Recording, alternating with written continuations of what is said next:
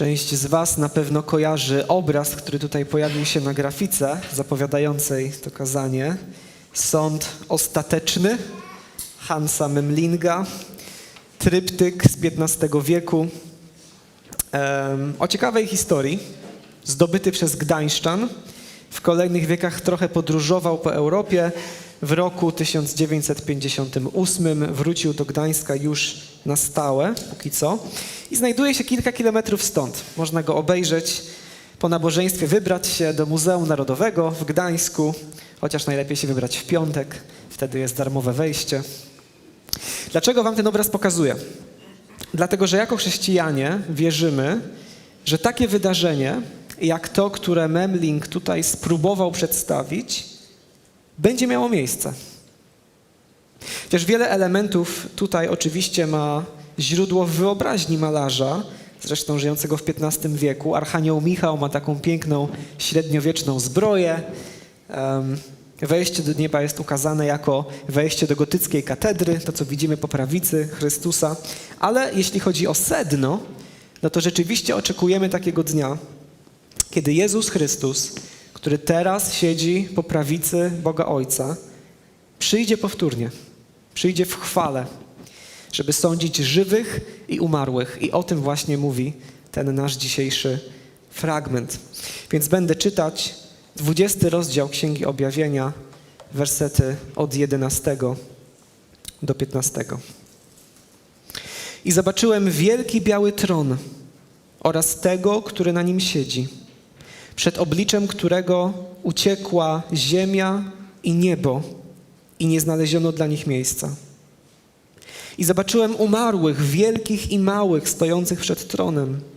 I otwarte zostały zwoje. I otwarty został inny zwój, to jest zwój życia. I osądzeni zostali umarli na podstawie tego, co było napisane w księgach, według ich czynów. I wydało morze umarłych, którzy w nim byli, również śmierć i Hades wydały umarłych, którzy w nich byli i zostali osądzeni, każdy według swoich czynów. I śmierć i Hades zostały wrzucone do jeziora ognistego. To jezioro ogniste to śmierć druga. I jeśli ktoś nie został znaleziony jako zapisany na zwoju życia, został wrzucony do jeziora ognistego. W jakim momencie księgi jesteśmy?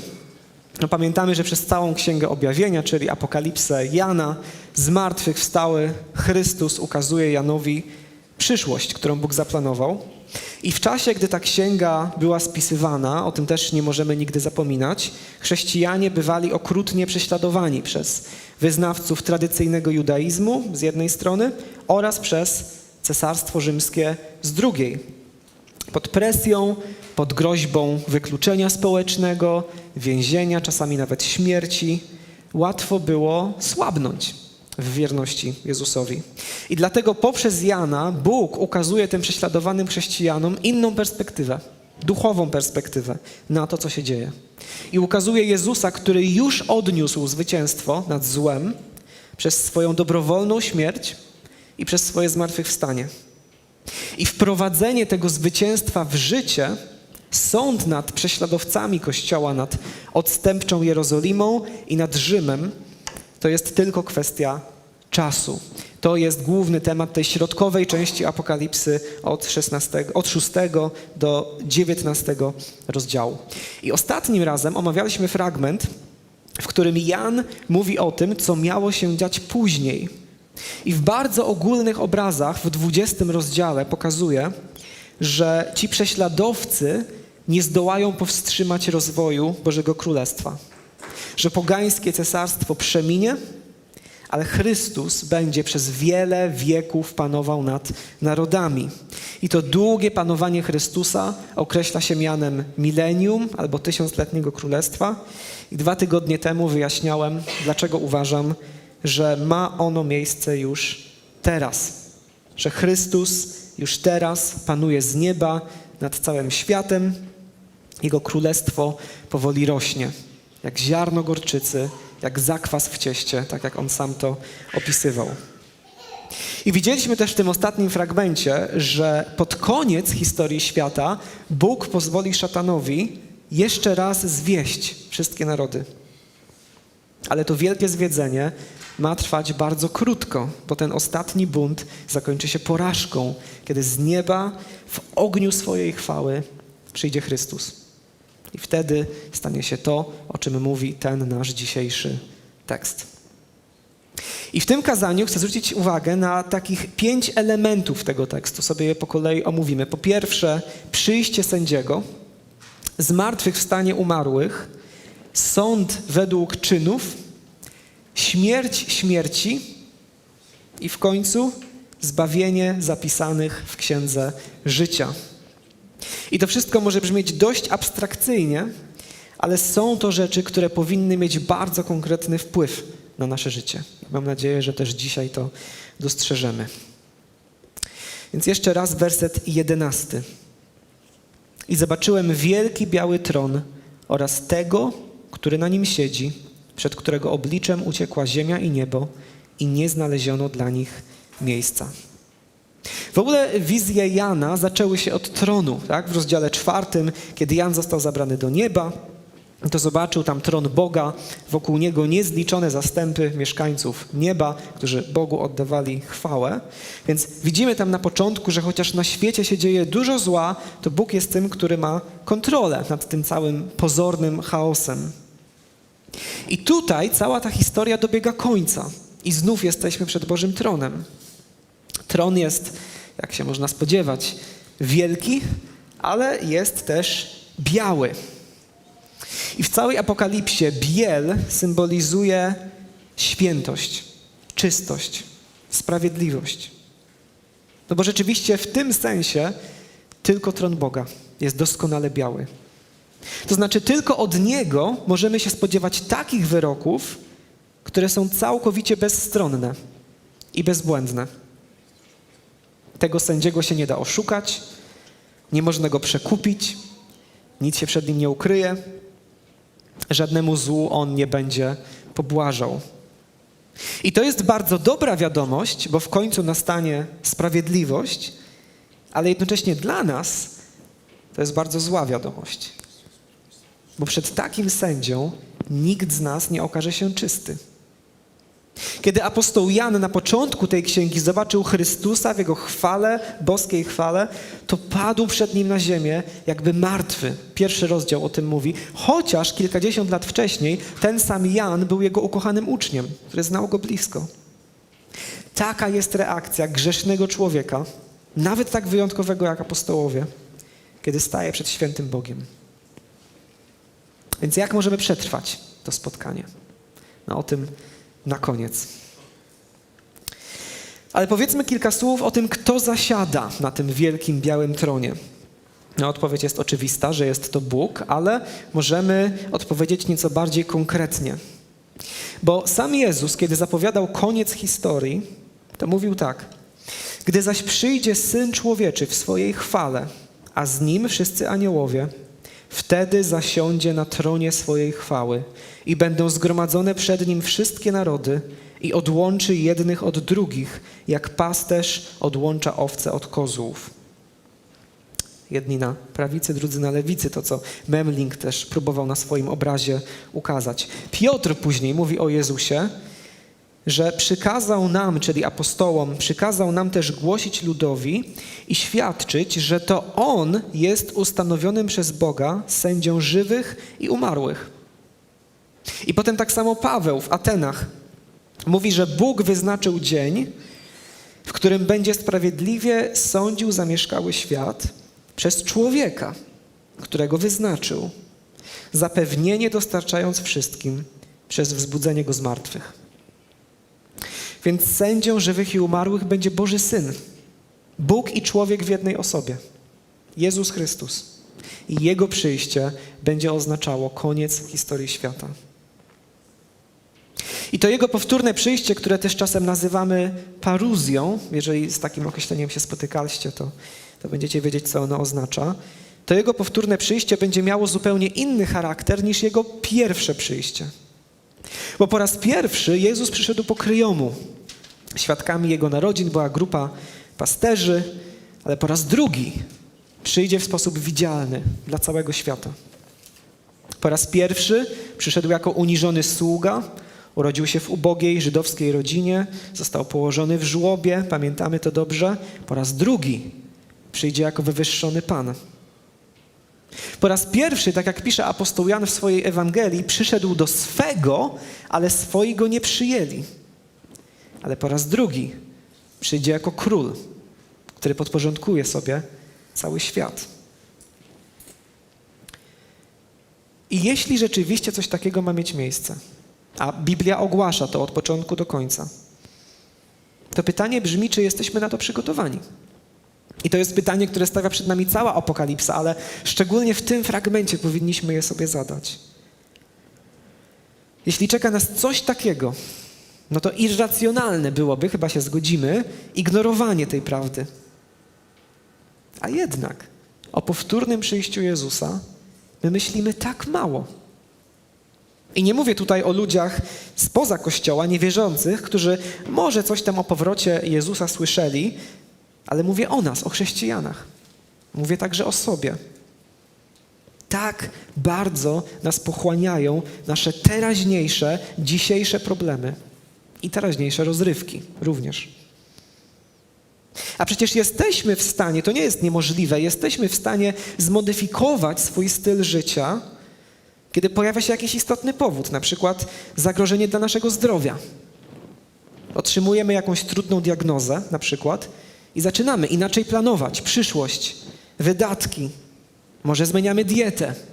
Może się nagle porządkują nasze priorytety i rzeczy, które były ważne do tej pory, już nie są aż tak ważne, bo coś się pojawiło w naszej przyszłości, przed czym chcemy się uchronić. Więc o ileż bardziej powinniśmy brać pod uwagę to, że z każdym dniem zbliżamy się do momentu, kiedy staniemy przed świętym Bogiem. A tak często się zachowujemy tak, jakby to miało nigdy nie nadejść. Hulaj dusza, piekła nie ma, tak jak mówi polska stara mądrość. Ale przed Jego wzrokiem, przed Jego sądem nic się nie ukryje. Jego zjawienie się wzbudza lęk nieba i ziemi w tym fragmencie. Cały wszechświat próbuje przed Nim uciec. I my możemy czasem nawet skutecznie oszukiwać innych co do tego, jacy naprawdę jesteśmy. Czasami nawet się nam udaje oszukać samych siebie. Ale jeżeli chodzi o Boga, jak mówi list do Hebrajczyków, nie ma stworzenia zdolnego ukryć się przed Jego obliczem. Przeciwnie, wszystko jest obnażone i odsłonięte przed oczami tego, przed którym przyjdzie nam zdać sprawę. Więc uciekać przed Bożym sądem, w myśl tego fragmentu, to jest troszeczkę tak, jak próbować schować się przed słońcem, kiedy jest się nagim, na środku pustyni, w samo południe. Boża sprawiedliwość dosięgnie nas wszędzie. Ale jest łaska. Jest ratunek. O tym więcej na koniec, tak jak mówiłem. Drugi element, który pojawia się w tym fragmencie, to jest zmartwychwstanie umarłych. I przeczytam jeszcze raz początek wersetu 12 i początek 13. I zobaczyłem umarłych, wielkich i małych, stojących przed tronem. I potem 13 werset. I wydało morze umarłych, którzy w nim byli. Również śmierć i Hades wydały umarłych, którzy w nich byli. Zapowiedzi zmartwychwstania pojawiają się już w Starym Testamencie, chociaż nie są ani zbyt liczne, ani zbyt wyraźne, ale w Nowym Testamencie ten temat wychodzi na pierwszy plan. I w poprzednim kazaniu już czytaliśmy różne fragmenty o tym, między innymi słowa Jezusa z Ewangelii Jana. Nadchodzi godzina, kiedy wszyscy w grobach usłyszą Jego głos, Jego, czyli Syna Bożego, i wyjdą ci, którzy czynili to, co dobre, ku zmartwychwstaniu do życia, a ci, którzy czynili to, co złe, ku zmartwychwstaniu na sąd. I podobnie w innym miejscu mówi apostoł Paweł, Dzieje apostolskie 24, mam przy tym nadzieję względem Boga, spełnienia której również oni sami oczekują, to mówi o faryzeuszach, że nastąpi zmartwychwstanie sprawiedliwych i niesprawiedliwych. I w dzisiejszym fragmencie dokładnie to widzimy. Tak? W 12 wersecie przed tronem Chrystusa stają umarli. Następnie w wersecie 13 czytamy, że śmierć, Hades i morze wydają umarłych, którzy w nich byli. Hades to jest świat zmarłych, w Starym Testamencie nazywany Szeolem. Nie musimy tego kojarzyć z mitologią grecką, to jest po prostu określenie świata zmarłych. Morze, o którym tutaj czytamy, to raczej nie jest dosłowny zbiornik wodny, ale inne symboliczne określenie również tej krainy śmierci. Bo w Biblii morze bardzo często jest kojarzone z otchłanią, z chaosem, właśnie ze światem zmarłych. I na przykład możemy sobie przypomnieć proroka Jonasza, który kiedy został wrzucony do morza i został połknięty przez ogromną rybę na Boży rozkaz, to chociaż został cudownie zachowany przy życiu, to modlił się tak, jakby już się znalazł w Szeolu. To jest Księga Jonasza, 2 rozdział, możecie tam później zajrzeć. Więc prawdopodobnie tutaj też morze to jest po prostu kolejne określenie tego świata zmarłych. Więc umarli opuszczają duchową rzeczywistość, w której się do tej pory znajdowali, po to, żeby stanąć przed Bogiem. I tutaj mamy takie troszeczkę dziwne powtórzenie w tych 2 wersetach. I w 12 jest mowa o umarłych, którzy są osądzeni, i w 13 również umarli zostają osądzeni. Może to wynikać z tego, że najpierw w 12 wersecie jest mowa o ludziach zbawionych, którzy już byli w niebie po fizycznej śmierci, już byli przed Bożym tronem. W 13 wersecie może być mowa o ludziach niewierzących, którzy byli właśnie w tym Hadesie. Tak czy inaczej, wszyscy powracają do życia. I to też jest prawda, o której my często zapominamy jako chrześcijanie. Takie mam wrażenie. Bo często myślimy i mówimy o naszym ostatecznym celu w taki sposób, jakby chodziło o to, że co prawda ciało się rozkłada w grobie, ale dusza, całe szczęście idzie w górę, do nieba, i już. Już nam nic więcej do szczęścia nie potrzeba. I chociaż wierzę, że dusze chrześcijan po śmierci trafiają do nieba, o tym Apokalipsa też w różnych miejscach mówi, to jednak tym, co nastąpi w dniu powrotu Jezusa, jest zmartwychwstanie naszego ciała.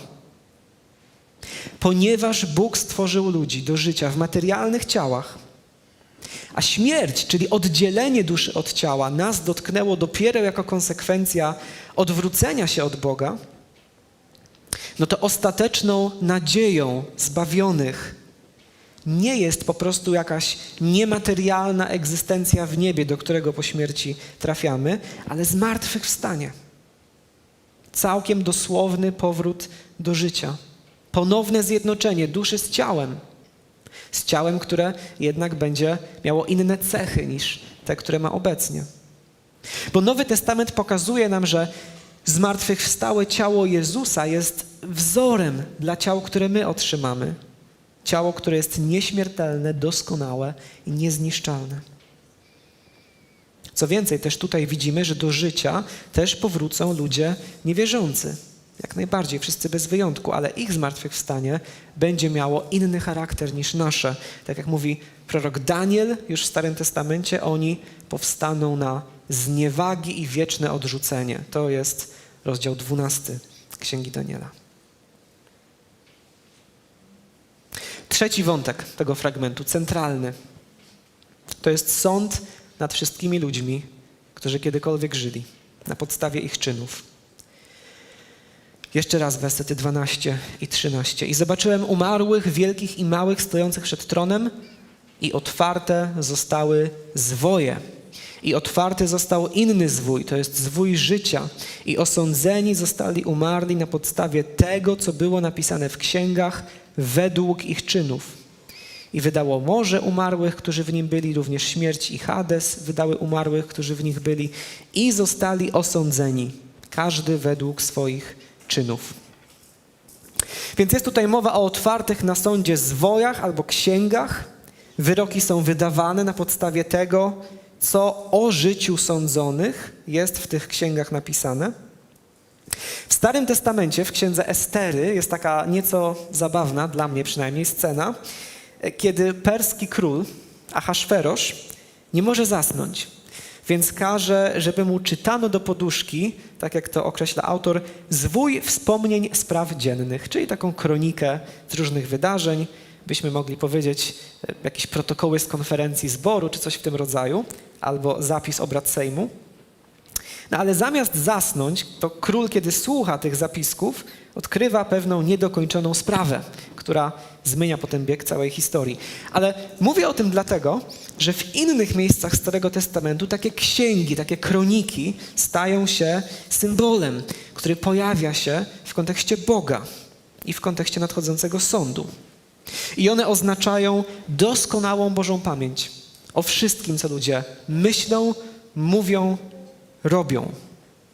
Więc zapis całego życia każdego człowieka będzie podstawą ostatecznego sądu.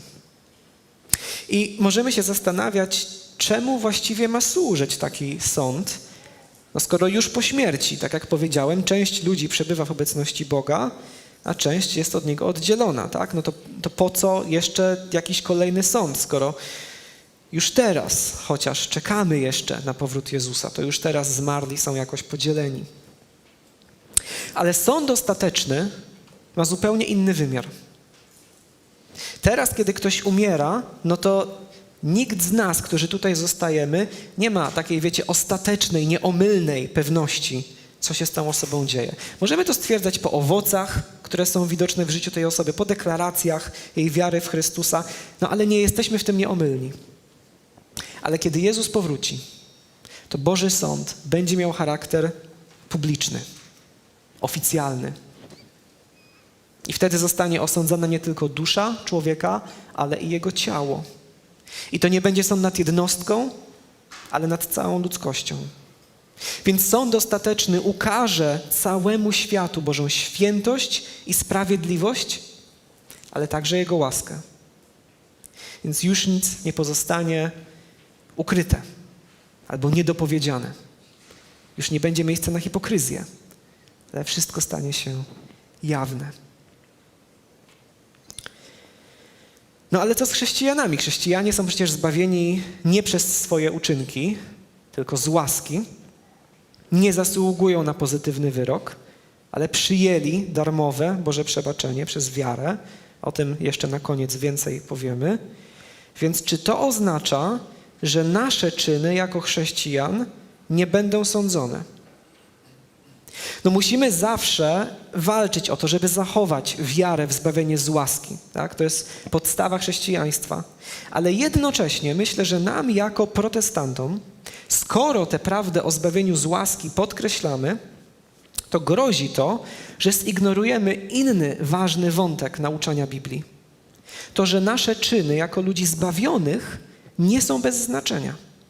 Zostaną przez Boga na sądzie dostrzeżone i wynagrodzone. I Nowy Testament tutaj nie pozostawia żadnych wątpliwości. Wiele fragmentów, ale najważniejszy to jest, myślę, 1 Koryntian 3 rozdział, gdzie apostoł Paweł mówi o ludziach, którzy działają w Kościele, służą w Kościele na różne sposoby, z różnymi motywacjami i mówi, fundament wspólny mamy jeden, jest nim Jezus Chrystus, ale to jak na tym fundamencie budujemy, to się różni w zależności od osoby. Więc apostoł Paweł pisze tak. Czy ktoś na tym fundamencie buduje ze złota, srebra, drogich kamieni, z drewna, siana czy słomy, dzieło każdego stanie się jawne. Ukaże to bowiem ten dzień, czyli dzień sądu ostatecznego, dzień powrotu Jezusa. Jako że w ogniu zostanie objawione. I jakie jest dzieło każdego, ogień to wypróbuje. Jeśli czyjeś dzieło wzniesione na tym fundamencie przetrwa, ten otrzyma nagrodę. Jeśli czyjeś dzieło spłonie, ten straci. Sam będzie zbawiony. Tak jednak, jak przez ogień. Więc Paweł tutaj nie pisze o utracie zbawienia, raczej też nie pisze o czyśćcu, którego niektórzy tutaj się doszukują, ale pisze o utracie nagrody za nasze uczynki. Jeżeli jesteś zbawiony, to jesteś zbawiony z łaski przez wiarę. Nie ma tutaj żadnych wątpliwości. Ale twoje postępowanie po pierwsze ukazuje, czy twoja wiara jest autentyczna, ale po drugie, chociaż przez swoje czyny nigdy byś nie mógł zasłużyć na zbawienie, to jeżeli one wynikają z wiary, to są dla Chrystusa cenne. I On je zauważy. On sam mówi też w Księdze Objawienia do kościoła w Tiatyrze, do kościoła, podkreślam, nie do ludzi niewierzących, ale do chrześcijan. Poznają wszystkie zgromadzenia, że ja jestem tym, który bada nerki i serca i oddam każdemu z was według waszych czynów. 2 rozdział Objawienia, 23 rozdział. To samo zapowiada w Ewangeliach, to samo pisze Paweł w niezliczonych miejscach oraz Piotr. Jeżeli chcecie o tym się przekonać, zachęcam, żebyście potem wrócili do tych fragmentów, które tutaj wymieniam z różnych miejsc Nowego Testamentu. One o tym mówią bardzo szeroko. To, że to wszystko nastąpi, przyjście Chrystusa, zmartwychwstanie, sąd, to może brzmieć dość fantastycznie. Ja zdaję sobie z tego sprawę, że to może brzmieć jak element mitologii, albo fragment filmów o Avengersach, albo nie wiadomo co jeszcze.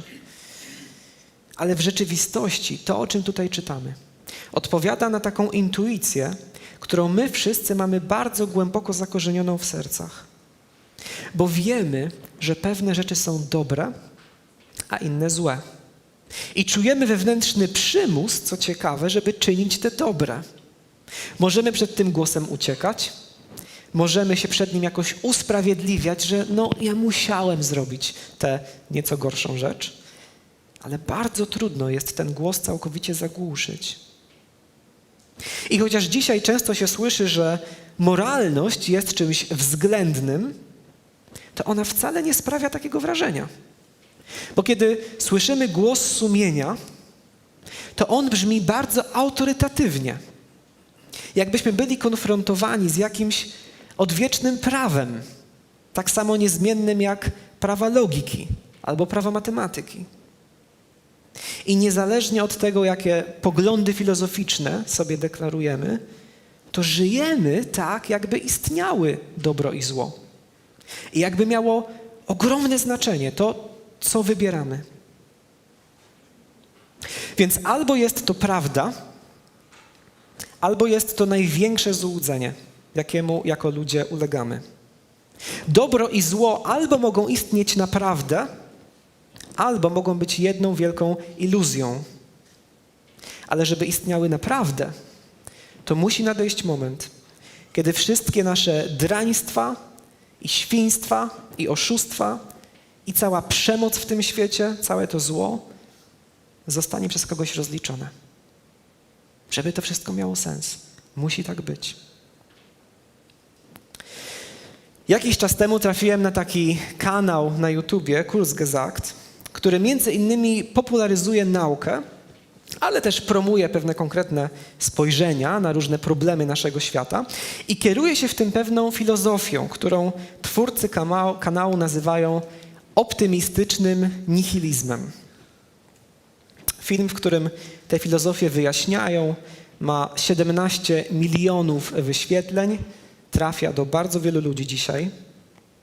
I w skrócie ta filozofia opiera się na tym, że pojawiliśmy się na tym świecie z przypadku, w wyniku ślepych procesów, więc nasze życie nie ma żadnego celu, nie ma żadnej wartości. Zmierzamy donikąd. Ostatecznie wszystko przeminie, nic nie będzie miało znaczenia, ale paradoksalnie jest to dobra wiadomość, bo oznacza, że możemy sami wybierać to, co sprawia, że czujemy się dobrze. Możemy dobrze się bawić na, jak to ten film określa, na placu zabaw kosmicznych rozmiarów.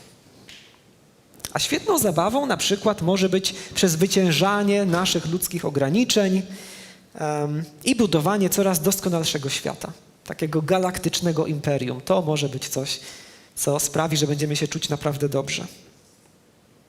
I mówię o tym wszystkim dlatego, że część tego filmu, który nie jest zbyt długi, to jest nieco ponad 6 minut, część tego filmu odnosi się do popełnianych przez nas błędów, do znaczenia błędów, które popełniamy.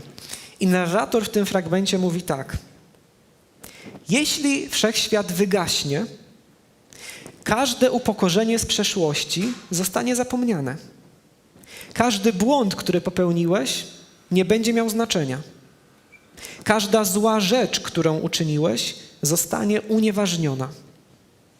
Jeśli nasze życie jest wszystkim, czego mamy doświadczyć, to jest jedynym, co się liczy. Jeśli wszechświat nie ma żadnych reguł, to jedyne obowiązujące reguły to te, na które się zdecydujemy. Koniec cytatu. I co intrygujące dla mnie, kiedy padają słowa o tych unieważnionych, złych rzeczach, które uczyniliśmy, to na ekranie widzimy osobę kopiącą kota. Nie wiem, czy widzicie to wyraźnie. Natomiast jeśli ta perspektywa jest słuszna, no to można by użyć dużo mocniejszych przykładów. No bo jeśli po śmierci każdy z nas po prostu przestaje istnieć, nie ma żadnego Boga, ani nieba i piekła, ani sądu, i jeśli cała ludzkość ostatecznie wyginie, to za 1 miliard lat nie będzie miało najmniejszego znaczenia, czy byłeś bohaterem, czy byłeś zbrodniarzem. Czy na przykład ryzykowałeś życiem, ukrywając żydowskich sąsiadów przed nazistami? Czy wydałeś ich za kilogram cukru? Dla wszechświata to nie będzie miało żadnego znaczenia. Bo ostatecznie nie będzie nikogo, kto mógłby cokolwiek z tego pamiętać. Ale jeśli nadchodzi sąd ostateczny, to nasze czyny naprawdę mają wartość. Pozytywną albo negatywną. To ludzka intuicja moralna nie okaże się iluzją. To ludzkie pragnienie sprawiedliwości zostanie zaspokojone. I Bóg rozsądzi wszystkie zawiłości naszej pokręconej ludzkiej historii. A skoro tak, to mam podstawę do tego, żeby mieć nadzieję, ale coś jeszcze więcej. Wiara w Boży Sąd uwalnia mnie od takiego wewnętrznego przymusu, żeby brać sprawiedliwość we własne ręce. Apostoł Paweł o tym pisze tak: nie mieścicie się sami, ukochani, lecz dajcie miejsce gniewowi Bożemu, gdyż napisano: pomsta należy do mnie, ja odpłacę, mówi Pan. Więc nie muszę mścić się za zło, które ktoś mi wyrządził, ale zwróćcie uwagę, nie dlatego, że Boga nie obchodzi krzywda, którą ktoś mi wyrządził, ale raczej dlatego, że wymierzanie kary to jest Jego rola. Ja się często daję ponieść emocjom, nie mogę być sędzią we własnej sprawie, nie mogę sprawiedliwie sądzić tych, którzy są winni przede mną, ale On zrobi to sprawiedliwie, więc ja nie muszę się mścić, jestem od tego wolny. Przedostatni element tego tekstu, na który chcę zwrócić uwagę, to jest śmierć śmierci. 14 werset. I śmierć i Hades zostały wrzucone do jeziora ognistego. To jezioro ogniste to śmierć druga. Więc fizyczna śmierć, czyli zło, które dotknęło człowieka z powodu grzechu, przeminie. Po sądzie ostatecznym nikt już więcej nie umrze. I Jan tutaj obrazowo zapowiada, że śmierć zostanie jakby wtrącona do piekła. A więc zapowiada to samo, o czym pisze apostoł Paweł w 1 Koryntian. Trzeba bowiem, aby On, czyli Chrystus, królował, to dzieje się teraz, aż położy wszystkich wrogów pod swoje stopy. I widzieliśmy w Apokalipsie, że On kładzie swoich wrogów pod swoje stopy, a jako ostatni wróg, mówi Paweł, usunięta będzie śmierć. Ale o tym więcej w kolejnym fragmencie. Ostatni element tego tekstu i ostatni wątek tego kazania. Ostatni element to jest odpowiedź na pytanie, kto może się ostać na doskonałym Bożym sądzie. I czytamy tutaj, że wyroku skazującego unikną ci i tylko ci, którzy są spisani w zwoju życia. Zwróćcie uwagę, 12 werset jeszcze raz. I zobaczyłem umarłych, wielkich i małych, stojących przed tronem i otwarte zostały zwoje i otwarty został inny zwój. To jest zwój życia. I potem 15 werset. I jeśli ktoś nie został znaleziony jako zapisany na zwoju życia, został wrzucony do jeziora ognistego. Jak pozostałe księgi, pozostałe zwoje są obrazem zapisanych w Bożej pamięci ludzkich czynów, tak księga życia oznacza, że Bóg zna tych, którzy należą do Niego, jako Jego dzieci, jako Jego Kościół. Bóg ma swoją listę członkowską. My na naszych listach możemy popełniać błędy odnośnie do tego, kto naprawdę się nawrócił, a kto nie. Ale Bóg wie doskonale, czyje serce naprawdę uległo przemianie. I jeśli chodzi o nasze czyny, to na ich podstawie nikt z nas by się nie okazał wystarczająco dobry w oczach świętego Boga. Ale nasze imiona mogą być zapisane w Księdze Życia, o której czytaliśmy kilka rozdziałów wcześniej. To, że i oddadzą jej, to znaczy bestii, czyli władzy, która imituje Chrystusa, oddadzą jej pokłon wszyscy mieszkańcy ziemi, każdy, którego imię nie jest zapisane od założenia świata w Księdze Życia zabitego baranka. To, o czym śpiewaliśmy dzisiaj. Baranka krew oczyściła mnie. Więc jest to Księga Życia zabitego baranka. Drogą do życia jest Jego śmierć. Jego ofiara za nasze grzechy. Jego krew nas oczyszcza. To jest jedyna droga. I jest to sedno sprawy. Bo zwykle w naszej kulturze też o sądzie ostatecznym myśli się w taki sposób, może też sam Memling myślał o tym w taki sposób, malując ten obraz, że póki co nie możemy być pewni, jaki wyrok usłyszymy. I że jeśli by ktoś twierdził, że na pewno będzie zbawiony, no to byłby pyszny, tak? Gdyby się uważał za aż tak dobrego człowieka. Ale Biblia w tym kontekście ma dla nas dwie wiadomości. Złą i dobrą. Zła jest taka, że już teraz możemy być pewni, że nikt nie okaże się wystarczająco dobry. Dobra wiadomość jest taka, że mimo tego możemy już teraz być pewni, że nie zostaniemy potępieni. Dlaczego? Dlatego właśnie, że Jezus Chrystus niewinny już wziął na siebie pełnię Bożego Sądu na krzyżu. To, co na nas powinno spaść w przyszłości, to On już przyjął na siebie 2000 lat temu. O nim Piłat powiedział, nie znajduje w tym człowieku żadnej winy. Taki wyrok usłyszał Jezus, a jednak Piłat skazał go na śmierć. I w ten sposób wypełnił się Boży plan, żeby kara należna winnym spadła na niewinnego, który dobrowolnie się ofiarował. Więc on został potępiony przez ziemskiego sędziego, po to, abyśmy my nie byli potępieni przez niebiańskiego sędziego. Więc jeśli szczerym sercem przyjmiesz obydwie te wiadomości, i tę złą, i tę dobrą, jeżeli zaufasz, że On umarł za ciebie, to również do ciebie te słowa będą się odnosiły. Teraz nie ma żadnego potępienia dla tych, którzy są w Chrystusie Jezusie. Czyli są z Nim zjednoczeni przez wiarę, przez szczere zaufanie Mu. Jeżeli staniesz na sądzie ostatecznym bez Niego, poza Nim, odłączony od Niego, bez wiary, otrzymasz sprawiedliwą karę. Możesz być tego pewien. Ale jeżeli już dzisiaj Mu ufasz, to kiedy tam staniesz, Twoje imię zostanie znalezione w Księdze Życia. Amen.